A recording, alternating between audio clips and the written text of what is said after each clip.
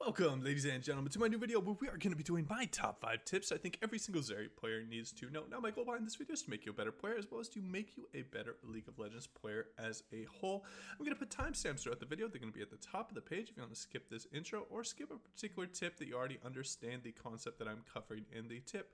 You can contact me with any questions that you may have in the comments down below, as well as I am a little bit limited with this format, only doing 5 tips because I don't want my videos to run too long, so make sure to comment your own tips down below. I'd be interested to see what you guys have to say about this pretty interesting champion. With all that out of the way, let's jump right into the video.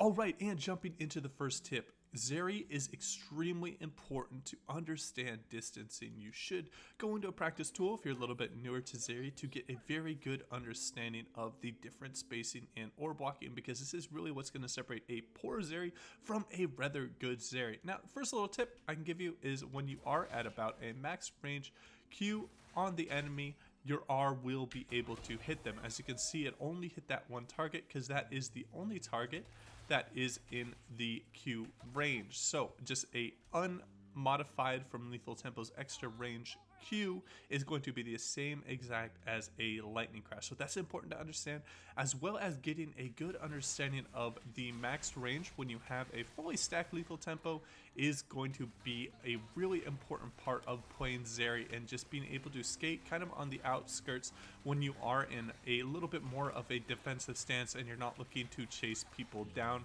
This is going to be quite effective. The next distancing and spacing that you really need to get a good understanding of is your W, and how you're able to just really control a corridor quite heavily with that. You are able to extend your W whenever you're near a wall, obviously, but sometimes I see people throwing the unaltered W that is not getting extended by the wall, even though a simple step, one step to the left or the right, is going to extend the W by quite a lot. So having a good understanding of when you can just clip the wall barely and extend the W is going to be really strong when you are playing Zeri. So keeping these distances and ranges in mind are going to make you a overall better Zeri player, and that will wrap up tip number 1. Alright, and getting into tip number 2, another thing that you can improve on Zeri when you are in the practice tool and can be very helpful is your E dashes, and how insanely long and quickly you can get back into the lane if you are able to get a good understanding of where you need to place your E to get just a quick back to the lane. It works on both sides. As you can see here, it can extend super long all the way. If you get it perfectly, it is about right there, and you are saving yourself a bunch of time, and it's going to really cut down on your CS, as well as using your E as an escape tool and really understanding when you are safer and when you are in a little bit more trouble. So when you are in an area like this, you are in a lot more trouble. However, if you're taking a fight and you have a wall, you are able to get out easily whenever you are doing that. So this is going to be very important against enemy champions with really strong burst cooldown windows. Say you're playing against something like a maybe a mage down to the bot lane, maybe there's a brand support or something, and he's looking to do an all-in combo on you. You're right here and the brand is right there. He's looking to throw out his combo with his WQ. As soon as you see his W going out, using your E offensively in a way to close distance and to dodge out on ability can be very effective. So make sure that you are maintaining your range in a way that you are able to quickly go in and out against enemies that are presenting high threat, and positioning yourself in a way where you provide yourself the maximum ability to outplay when you are doing Zeri. Similarly, when you are in objectives, staying near walls is going to be very effective when you are in these fights, because essentially it just provides you with a bigger out. Doing poor E's like this can be the difference of winning and losing a team fight. So having a good understanding of where your E's are the most effective to get in and out, and where your E's are going to be the least effective, is going to be just a huge thing on Zeri. So I encourage you to go into the practice tool and find some of the sweet spots in which you can really just ride her E to a insane degree when playing. Obviously, ganks can be quite nice if you have the push when playing Zeri. You say you push out the bottom lane really quickly and you're able to just E over the wall and look to assist your mid laner can be an effective way to gank with Zeri, and that will wrap up this tip. Alright, and getting into something that is really important that a lot of ADCs might not be used to. This is usually something that mages look for quite continuously. Also, it's effective on ability using ADCs like something like a Ezreal, and that is understanding where your strengths are. If you are insanely far ahead, or if you have an enchanter that can really help you punish enemies that position poorly, looking for situations where enemies are condensed in choke points is going to be great, because you are going to be able to just heavily punish the enemies when they are in this spot. For example, something like this, a WER, and then queuing in and just absolutely dunking on people with your AoE damage of, depending on the different items you have, can just be a absolutely devastating way to turn a team fight in your way. Obviously, that is probably the most aggressive E you can do in spots like this.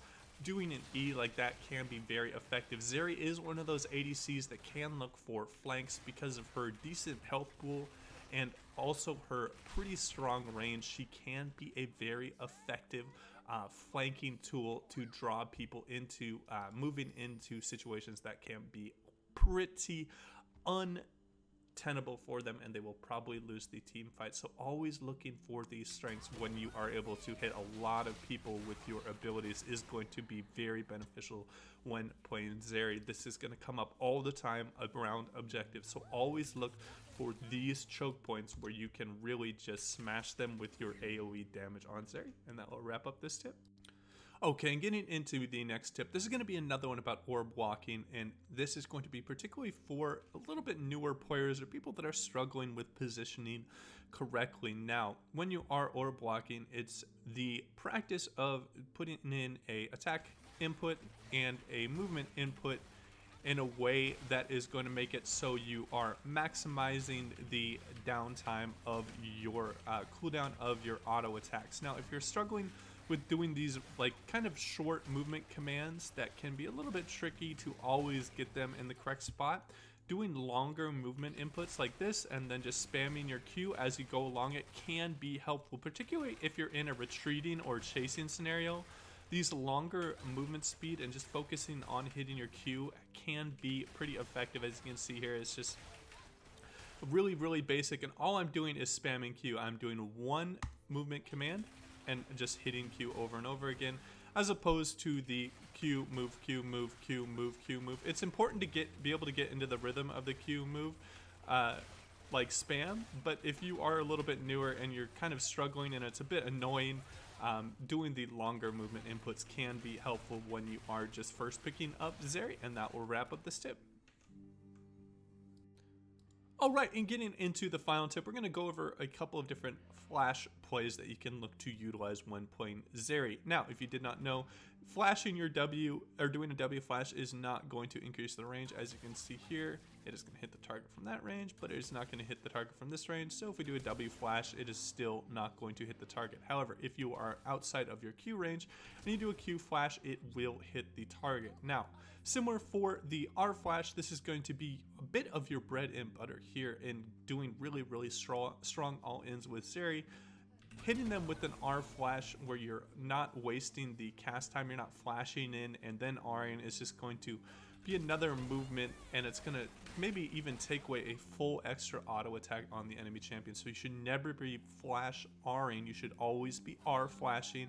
And when you want to hit them with the Q flash, when maybe you don't have your ult up or the situation doesn't call for it, but you're just going to chase people down, Q flash can be pretty effective in those different situations. So those are the different flash plays that you can look to utilize when playing Zeri. If you guys have any questions for me, I'm always happy to help out. I haven't done a 5 tips video in a while, but I just kind of have this itching feeling of just really wanting to finish the series and get a 5 tips video out on every single champion that is out in the game. And with all that out of the way, guys, that's going to wrap up my videos. As always, take it easy.